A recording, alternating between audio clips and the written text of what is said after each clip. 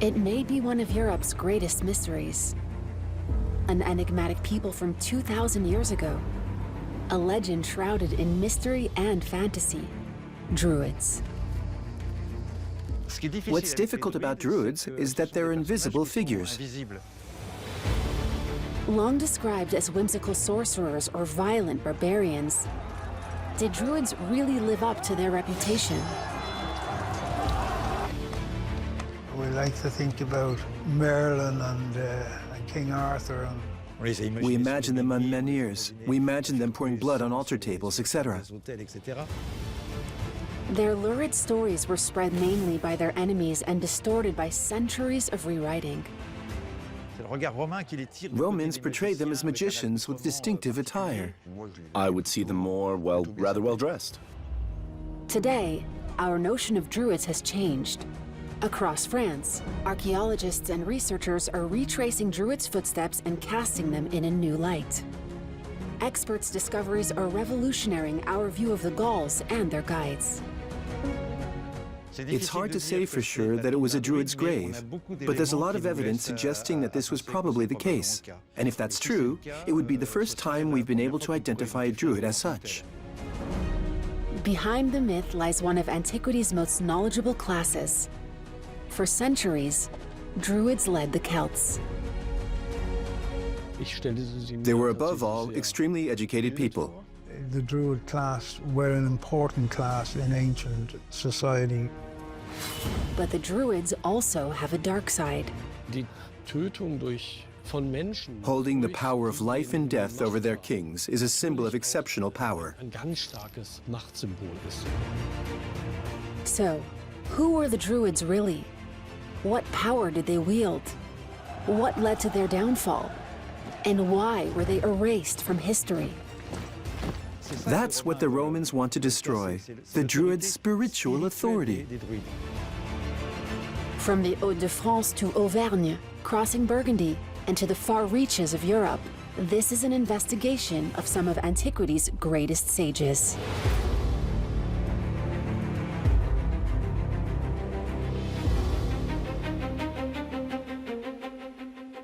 In the heart of France in 53 BCE, the Roman war machine is on the move. The Gauls continue to resist the invaders.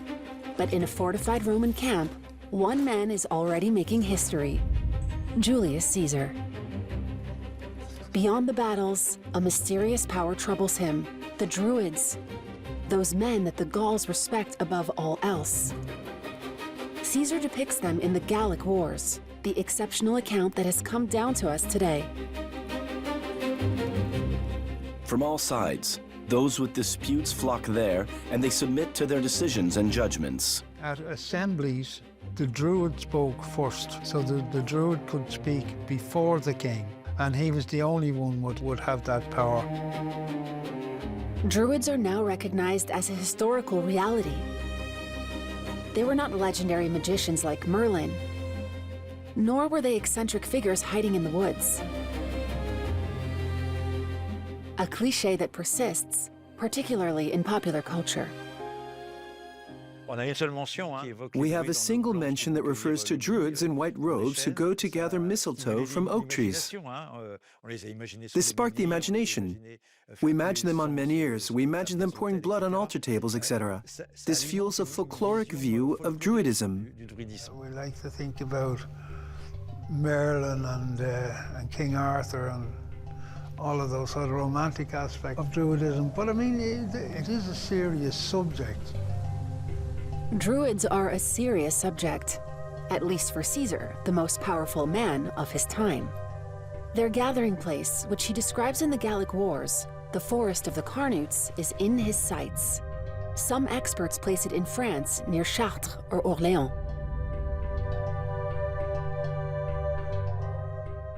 This place is said to be the center of Gaul. Period. That's all he says.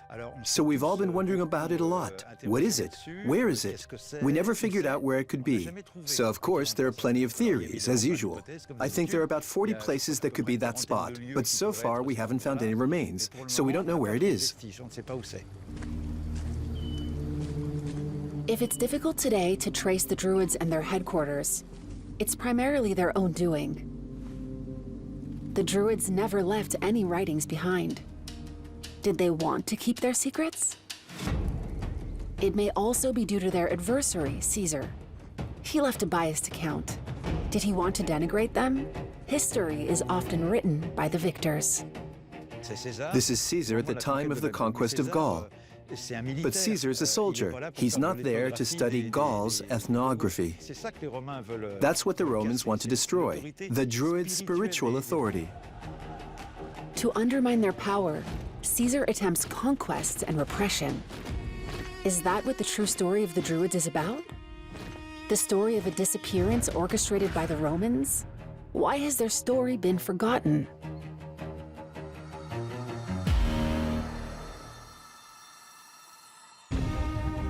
The investigation begins in northern France. In the 1980s, archaeologists excavated the ancient site of Gournay-sur-Aronde, dating back to the 3rd century BCE. What they discover will revolutionize our understanding of the Gallic world and Druids.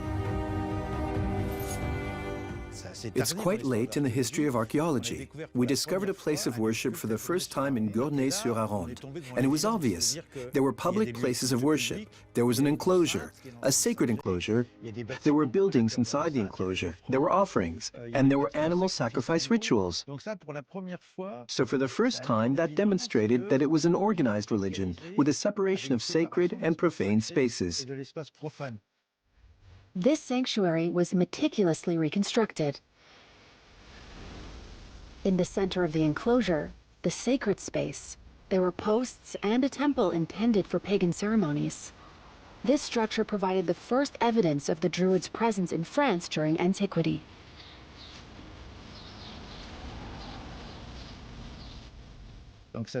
So that means we have archaeological evidence that a professional religious group, likely the Druids, existed from that time onward. After that, other sanctuaries were discovered in France and across Europe, throughout the ancient Celtic world. A vast and little-known civilization, of which the Gauls, like other peoples, were a part. A multifaceted world, whose beating heart was, in all likelihood, that of the Druids. The Druids would have been a central part of the whole ritual life of a community and the political life, the social life. You know, they would have been a very essential part of the ancient communities. But when did the Druids appear? To find out, we have to go way back in time, to the dawn of the Celtic world, at the start of the Iron Age. In Central Europe, in Germany, in Heidentor. Deep in the forest, researchers discover a monumental gateway shaped by a millennia of erosion. Look at this very steep slope stretching for several hundred meters. And this absolutely extraordinary rock formation. The Celts couldn't explain it. Since they couldn't explain it, the early Celts sought to make sense of it. It is a sacred place in the heart of nature, like springs or other exceptional geological formations. This is where gods and supernatural beings come into play to explain these phenomena. This gate, a gift from nature, is considered a gateway, a direct access to their gods. It is here, in all likelihood, that they make their wishes and lay down their offerings.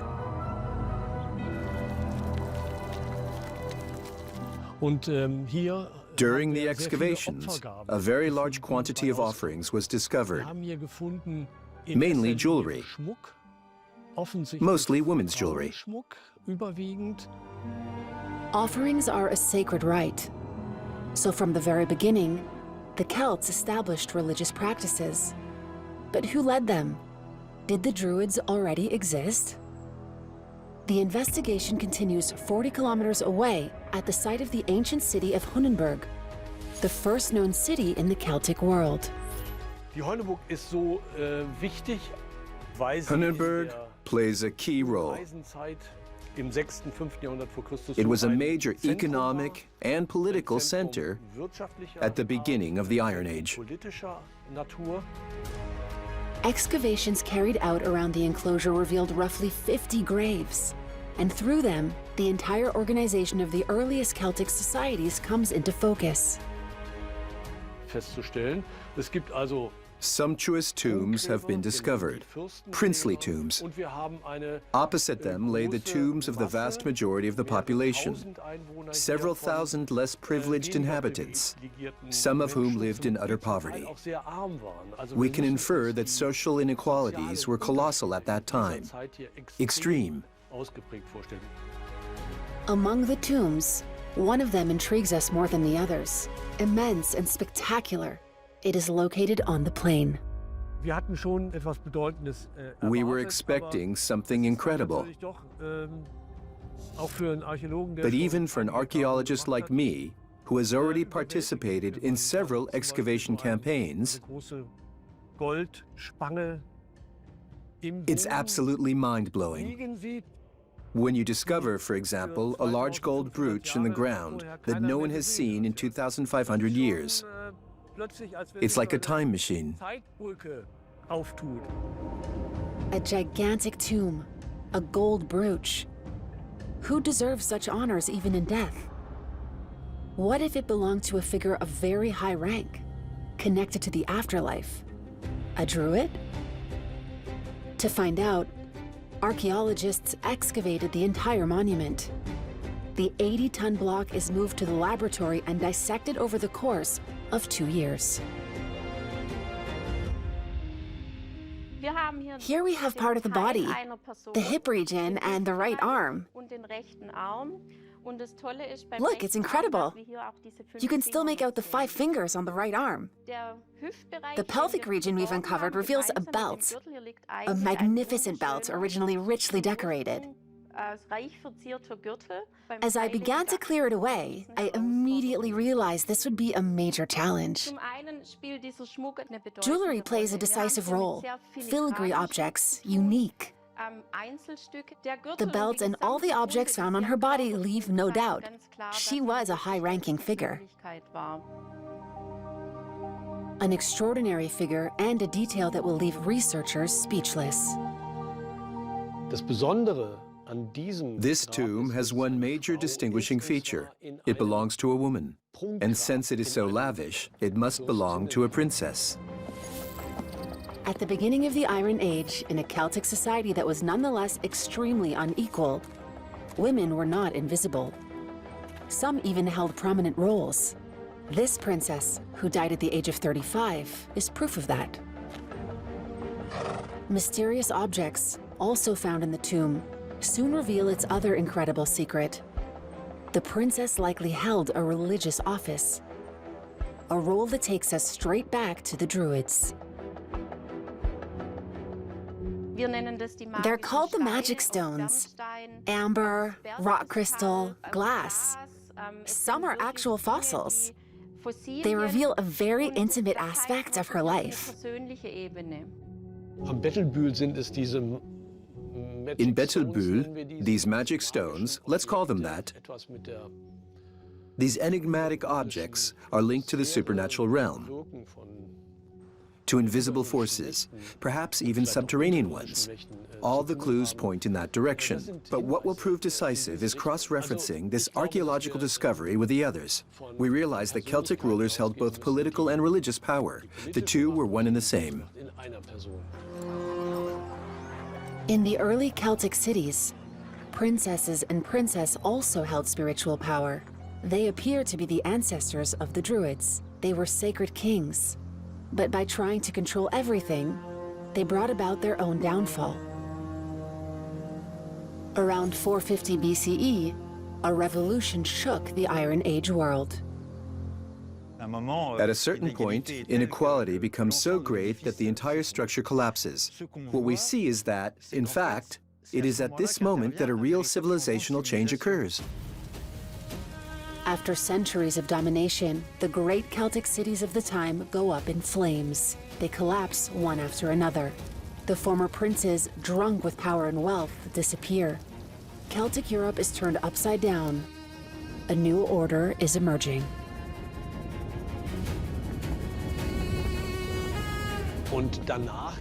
After that, there are no more princely tombs north of the Alps. There are no longer any urban centers like Mont-la-Soie or Hunneberg.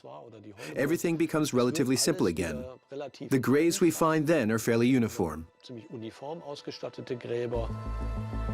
Rulers become mere mortals once again. This break changes everything. New figures then step into the spotlight. These rulers seem, in fact, well, they are much less unequal than those of the past. They have much less power. And one hypothesis we can formulate is that religious power was taken away from them. Who took this religious power away from them? Probably the emergence of the Druid caste. In France, at the National Archaeology Museum in Saint-Germain-en-Laye, rare objects from a much more modest mausoleum are displayed in glass cases. One tomb that is quite unique. It belonged to a very high-ranking figure who was buried without weapons, but with a chariot adorned with depictions of fantastic animals and hybrid monsters that are likely linked to his personal status. We can say that this is the most significant collection of Celtic bronze art ever discovered in Europe. And among the grave artifacts, there are a whole series of extremely bizarre small objects, such as a small pebble with 7 black stripes, fragmented small objects, pins, a file, fragments of blades. And all of this paraphernalia makes us think of someone connected to the supernatural. The fact that he's unarmed is also something that may suggest the status of a druid, because we know from ancient texts that druids were members of the aristocracy, but they were not required to perform military service. Therefore, they were not combatants. They stood above the fighting class. It's hard to say for certain that this is a druid's grave, but there are many elements that lead us to believe that this is likely the case. And if this is the case, it would be the first time we've been able to identify a druid as such. Druids wanted to remain anonymous to protect their knowledge. The discovery of one of their tombs would therefore be absolutely unique. Thanks to scientific advances, one thing is now certain. In the 4th century BCE, the Druids seized religious power. They would hold on to it for nearly 5 centuries. But what did they look like? Do they match the image we have of them? We have later texts that depict them, and this is the image that has stuck with us, as men in white robes going out to gather mistletoe from oak trees. Of course, let's also do away with that idealized image of the druid in a white toga with long hair. I absolutely don't buy into that. That's interesting because we still see it. It's the Roman perspective. It's the Roman perspective that places them in the realm of magicians with a distinctive attire. The Romans looked at the Druids of Gaul as something quite exotic and strange. I would actually picture them first and foremost dressed in high-quality garments and clothing. They are part of the inner circle of authority among these peoples. I would actually picture them quite well dressed. Actually, I think we should picture them with a, I was going to say secular, but a much more, I'd say, ordinary appearance. Be they elegant or ordinary, the Druids are going to become indispensable. Even Caesar writes about and acknowledges them in the Gallic Wars. The Druids are in charge of sacred matters and preside over sacrifices. A great many young people flock to them to receive their teachings, and they are highly honored. The investigation leads us to Corinth, near Clermont-Ferrand. Excavations uncovered the first urban center of the Arverni, a Gallic people. In the middle of the city, you can't miss the remains of a massive building. What's unique about Corinth is that we get the sense that the sanctuary was actually built first. In other words, it was truly the very first building to be constructed. So a public building situated at the heart of the oppidum. And it was around this building that the various neighborhoods that would make up the settlement would later develop. The Druid Sanctuary, an enclosure measuring 50 meters on each side, the most prominent site, bears witness to their power. What's interesting is that, well, we have post holes that are relatively large and suggest posts that were almost monumental in size. In any case, they allow us to imagine, particularly here, this porch formed by these four posts. So, a truly monumental entrance that really marks the transition from the ordinary to the sacred world. And this porch, well, it faces east. That's something you generally find everywhere. It's where the sun rises. It's where the deities come from. Yes. Of course, it's connected to the ceremonies that were performed inside. In any case, what is certain is that this example from Corinth stands in stark contrast to the traditional image we have of a Gallic religion practiced in the forest, with the gathering of mistletoe in the wind and so on. On the contrary, here we have an example of a religion practiced in a completely structured space, dedicated to that specific activity, located at the heart of the city. So in fact, in an urban setting, and not at all out in nature. In this second part of the Iron Age, religion becomes structured. A hierarchy is established. At the top, the Druids. At the base, the soothsayers, the bards, and the priests. But their influence extends beyond the realm of rituals. It is not confined to the sacred sphere. They're not just religious figures, they're scholars. And by the way, it's also something extremely powerful. In other words, religion isn't merely a belief system as it is today. Religion is, first and foremost, knowledge. And that is why the Druids legitimately have a say in matters of power. It's because they know how the world works. They know how the world works in depth. One shouldn't imagine these Druids as pure spirits cut off from the world. They were, above all, extremely educated people.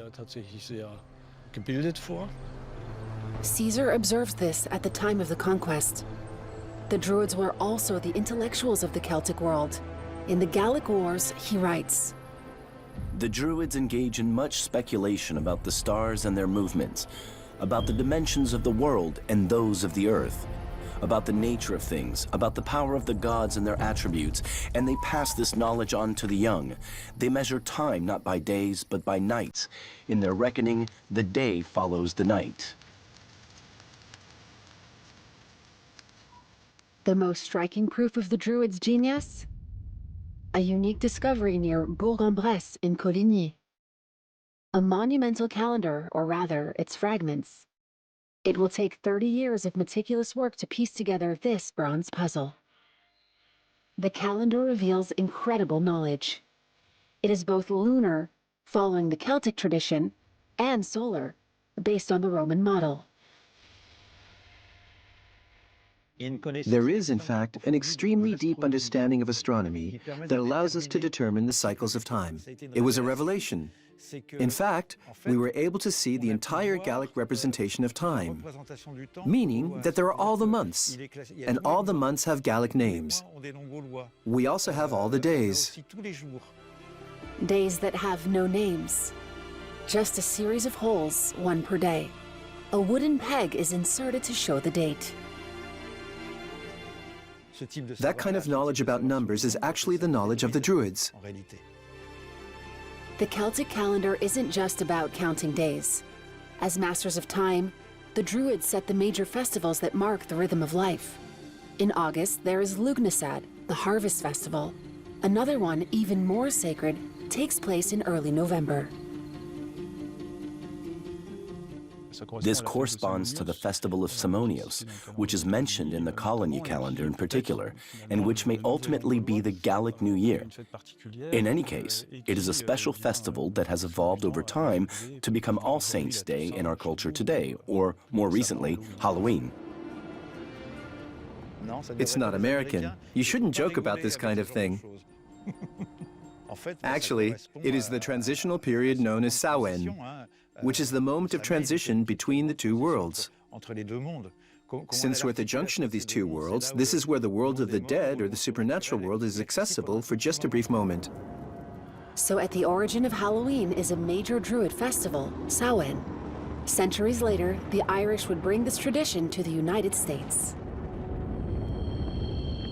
Religion and astronomy. The Druids had a profound influence on Celts' daily lives, extending even into art. Other excavations carried out throughout Europe have revealed works that are astonishingly geometric and complex. Celtic art is not merely decorative, it is also thoughtful and symbolic. That is a far cry from the barbaric, impulsive, quarrelsome civilization described by the Romans.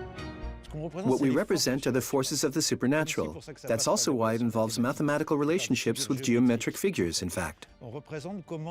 We represent how qualities circulate in the world. We represent the world's relationships. This rich universe is revealed in a multitude of objects, from the simplest to the most ornamented, such as this dome discovered in Roissy, France, near Paris. It is a unique object that is likely a horse breastplate ornament. And what makes it unique is how it was manufactured. We showed it to jewelry artisans, and it is a masterpiece that would be very difficult to reproduce today. And what's also interesting is that it depicts a fantastic Celtic bestiary, with a frieze in the center featuring 3 dragons chained together. You can see their small almond-shaped eyes, their ears turned back, and they have tiny teeth on the sides. And all around, there's a frieze of 10 monsters, 5 large monsters and 5 small monsters. It's actually arranged in a pentagon. So it's a geometric pattern that's repeated twice on the object. And in the center, the dragon arrangement actually forms an equilateral triangle. Celtic art, in fact, is the language of the Druids. It represents the knowledge of the Druids. It's a complete paradigm shift compared to the previous era. And these are things we find in the Pythagorean model. Pythagoras, the most famous Greek mathematician of the 6th century BCE, also founded a school of thought based on geometry, numbers, and reincarnation. The Greeks draw a parallel between the Druids and the Pythagoreans. They say there are 3 things that bring them together. First, they are secret societies in which knowledge must be communicated only orally among initiates. Second, they are people who study the mathematical properties of the universe. And third, they believe in the immortality of the soul. Religious figures and scholars, like the Pythagoreans, the Druids were also teachers, the educators of the Celtic world. But why are there so few traces left of their time? This time, the answer lies in Julius Caesar's The Gallic Wars. Their training lasts 20 years, forming an elite caste from childhood onward. As much to train the memory as to keep knowledge secret, the Druids' teaching is exclusively oral and transmitted in verse. The training itself lasted for decades. And then, one had to continue learning throughout one's life. Nothing could be recorded in writing. Everything had to be memorized, passed down orally, and enriched through interaction with others. It was an immense journey, an extraordinarily demanding social role. An oral tradition, a demanding body of knowledge carried on by Druids, but also possibly Druidesses, outside of Gaul, as attested to by ancient authors. We're therefore far removed from the clichés of white-bearded Druids or bloodthirsty barbarians described by the Romans. But one question still divides researchers: sacrifices. Back to Corinth in central France. At the beginning of the 21st century, an archaeological discovery will solve part of the mystery. Excavations reveal the presence of numerous bones. The quantity of sheep bones proves that they were slaughtered here in a sanctuary. So inevitably, this was a sacrificial activity. A stone was discovered bearing striations that correspond to cutting or slaughter marks. The legs and entrails were likely burned on pyres so that the smoke could nourish the deities of the sky. On the other hand, the good cuts, well, ended up grilled or boiled to be eaten and shared among the participants. I think it was an integral part of the entire education and culture of the Celts, including the practice of sacrifices, which inevitably also provided protection when the ritual and sacrifice were performed correctly, because that was also what it was all about, seeking divine protection. organized animal sacrifices, collective ceremonies led by druids. The Gallic cult was structured. This is far from the image of a chaotic and brutal people often portrayed by the Roman enemy. But what about human sacrifices? Were the druids capable of the worst? Were they the bloodthirsty people described by Caesar in the Gallic Wars? According to him, the entire Gallic nation is highly superstitious. They have no qualms about sacrificing men or to swear an oath to sacrifice them, and they employ the druids for this purpose. Others have enormous wicker statues, which they fill with living men. Then they set them on fire and let them perish in the flames. To answer the question about sacrifices, we may need to go to Rimont-sur-Ancre, the site of an impressive discovery. Bones, but this time, human bones. Archaeologists are going to discover large quantities of human bones scattered throughout a fenced-in area with a moat, about 50 meters on each side. So we're in that area. And there, we'll discover more than 26,000 human bones dating from the 3rd century BCE.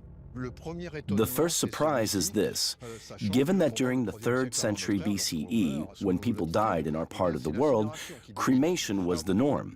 So finding such a large quantity of unburned human bones was already the first surprise.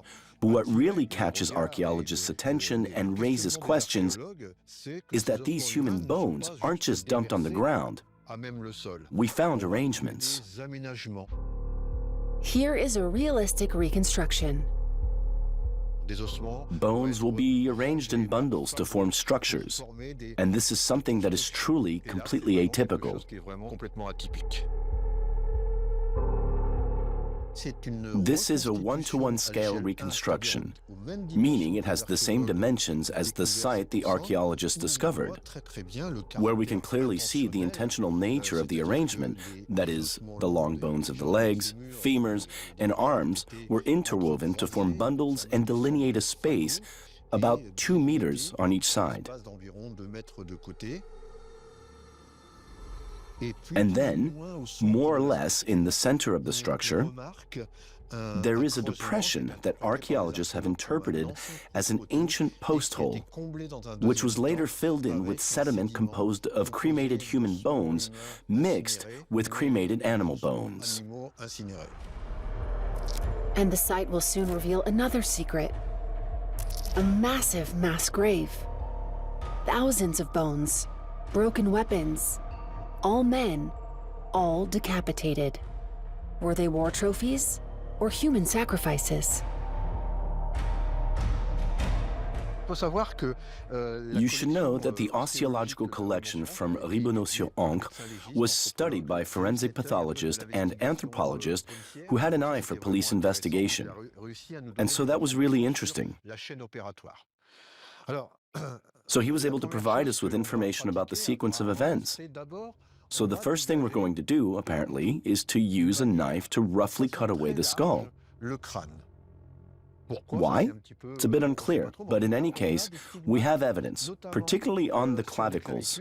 For example, here we have several fragments of clavicles that show signs of cuts made with a knife. These aren't sword wounds. You can see very clearly. They're very, very fine cuts. Next, they would try to insert the blade between 2 vertebrae, create a lever, apply leverage, and then make a fairly clean cut through the neck. And that's what this type of mark found on the vertebrae tells us. Note that we're not just looking at a single vertebrae with a cut mark. We have dozens and dozens of them. It's really something that happened very, very frequently. Were their opponents right? Did the Druids really perform sacrifices systematically? Sacrifice, perhaps not, since the marks on the skulls were made post-mortem. So, we have about 300 human bone remains bearing signs of combat, spear wounds, sword cuts, and so on. So we have a crime scene with extremely intense combat violence. Then we have texts that help us, namely Diodorus of Sicily, who told the story of a very important episode where, at the end of a battle, the victors would spend the day collecting the skulls of the men they had killed in combat, hanging some of the most illustrious skulls on the necks of their horses, and took them home as spoils of war. Therefore, Riedmont-sur-Ancre is not a place of sacrifice, but a remembrance. Here, the Belgians' victory over the Normans was celebrated, a war between Celtic peoples. Displaying the enemy's body was a commemoration. The site spans 6 centuries of history.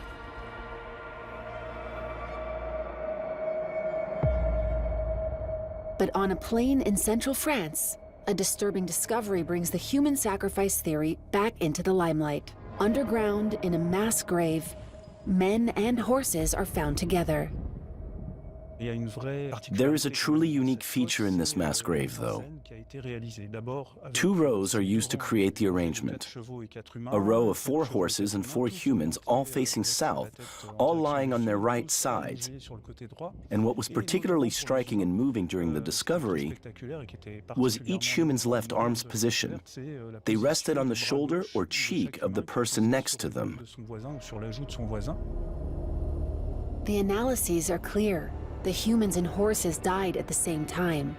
A significant clue is revealed by what they had eaten. It was spring.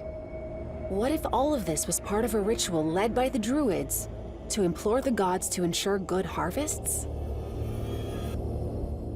In any case, a sacrifice was performed. That meant making an offering to the earth deities, or perhaps to ancestors. By giving up a living being whose body was taken, it remains an extremely powerful act. It's true that it's extremely rare to find traces of human sacrifices. Nevertheless, a handful do exist, and here we may also have evidence of human sacrifices, the symbolism of which eludes us once again, but they also corroborate certain ancient accounts. There is no hierarchy in the suffering we inflict on others. I mean, Caesar, when he put entire populations who had turned their backs on him to the sword, those were real massacres.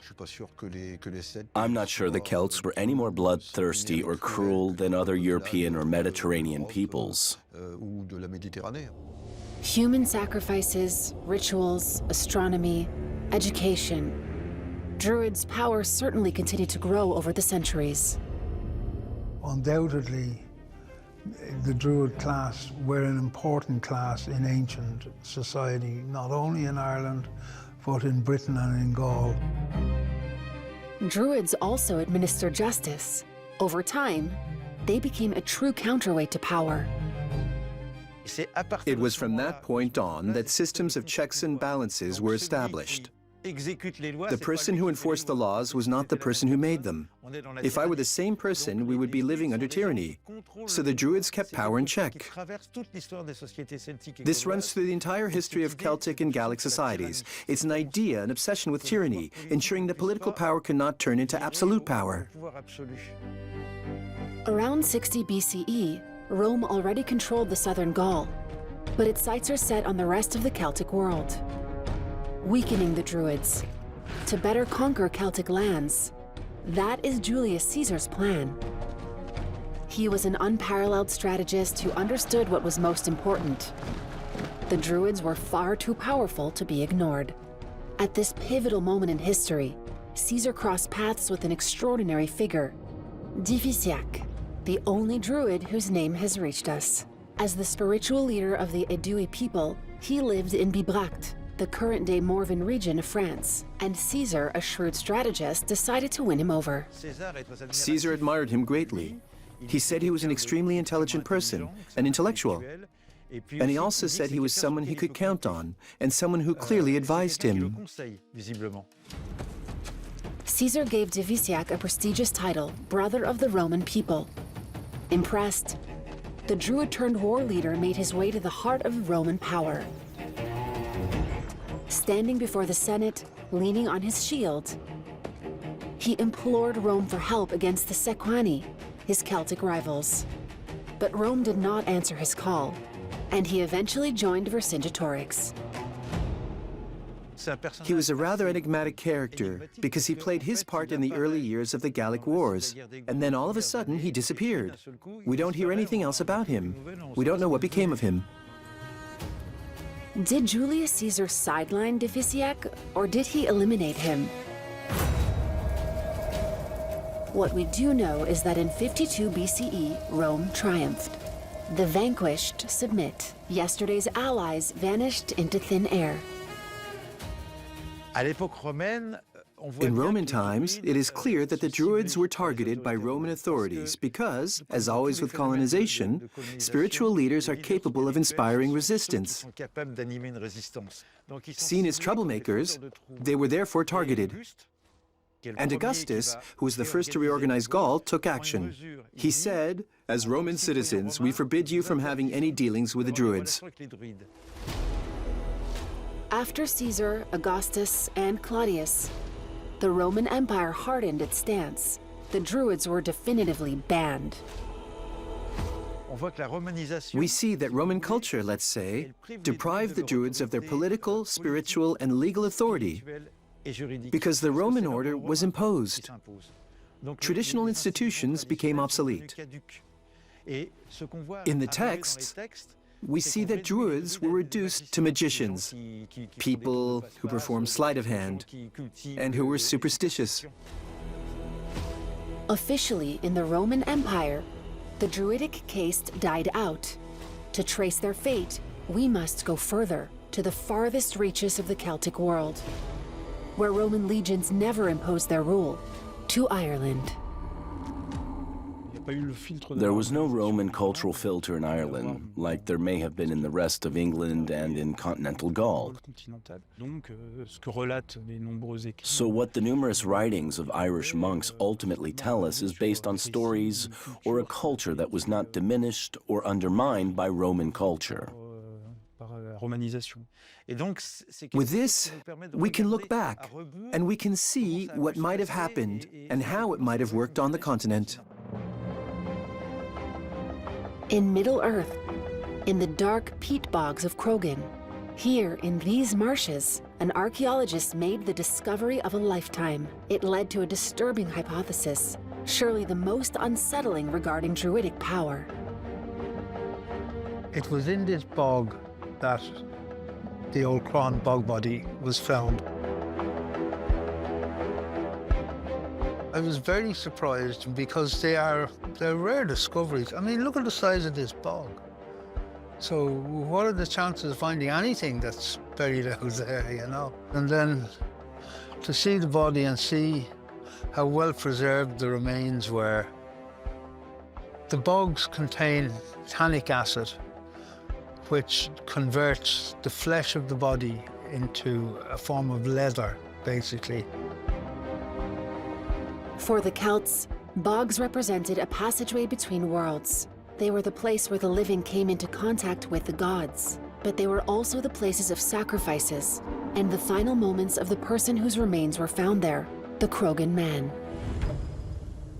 We know that he was standing naked out there in the bog. He would have been surrounded by his executioners, who would have all been people he knew. And of course, the Druids would have been there as the religious practitioners, and they probably took a leading part in the rite of execution. Today, the mummy is kept at the National Museum in Dublin. Surprisingly, it was a police officer who first identified the body. And he thought, having looked at the hands, that this person had died no more than 4 days earlier. So such was the level of preservation. So he took the fingerprints of the body, and they were run through the international police records of fingerprints, but happily there were no records. That would have caused some major problems for the judicial system worldwide if they had found a match. Only the archaeologists will unravel the mysteries of the mummy. He was over 180 centimeters tall, so he was a big fella. He was very healthy. As you can see, he was a very muscular man, so he was in the prime of his health. He was aged somewhere between 25 and 40, but having examined his hands, there's no sign that he ever engaged in any kind of manual work. And also the examination of his hands showed that he had very finely manicured fingernails. And this man had a meat-rich diet. So he ate lots and lots of meat, which would also be consistent with him being a member of the tribal elite. So, having put all the information together, I concluded that this was the body of an ancient king. Druids may have held the ultimate power, that of putting kings to death. The archaeologist was able to reconstruct the sequence of the sacrifice step by step. Any execution is, in my view, a terrible act of violence, but the intention wasn't to injure him or to make him suffer pain. So he would have died very quickly. He was stabbed through the heart and he'd have been dead within seconds. Post-mortem, multiple wounds were inflicted one by one. Both nipples were severed over. St. Patrick refers to a ritual. One would suck the breast of a person as an act of submission. So this was a way of decommissioning a king. His head and lower body are also cleanly severed. In ancient Ireland, there was a ritual whereby a king might be killed. It was called the triple killing of a king. The various parts of a king's body represent important aspects of kingship.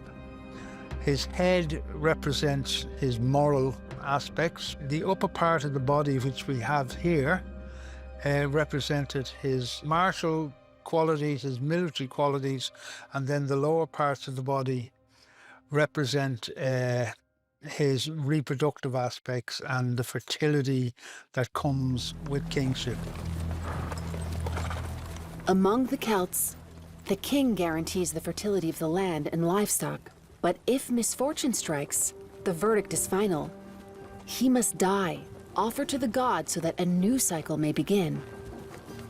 When a new king was inaugurated, he would come here either on horseback or on a chariot, and he would have been accompanied in the medieval time by his fila, who's his chief poet. In pagan times it would have been his druid, and he would walk up onto the mound and he would stand over the bones of his ancestors who were enclosed in the tomb beneath his feet, and the druid would then read out his genealogy. He wouldn't read it out, he would recite it from memory. Croghan Hill is a major center of Druidic power. And it is likely no coincidence that in the 5th century, the great evangelist St. Patrick chose to establish one of Ireland's first Christian sites there. The goal? Replace Druidic influence with Christianity. You could see how impractical it was to put a church here on a graveyard. This is Patrick taking over a pagan site, and that's reflected also in the legend of Patrick cursing the pagan king who ruled here, sending him to hell, and then establishing a new Christian kingship. When Patrick then abolishes pagan kingship, he's abolishing the role of the Druids, and he's putting a church here with Christian clerics. On the banks of the Shannon, the monastery of Clonmacnoise became one of the very first Christian centers in the country. It is also where the history of the Druids began to unfold in Ireland. At Clonmacnoise, we have the earliest books that were produced in Irish, the early mythological tales, which would include material that referred to the Druids. So you can see where the pagan traditions are being taken into the Christian traditions. Here, just like in Gaul, which had become Roman a few centuries earlier, Christianization pushed oral traditions into the shadows. The Druids disappear from official chronicles to enter into legend, before finally being rediscovered.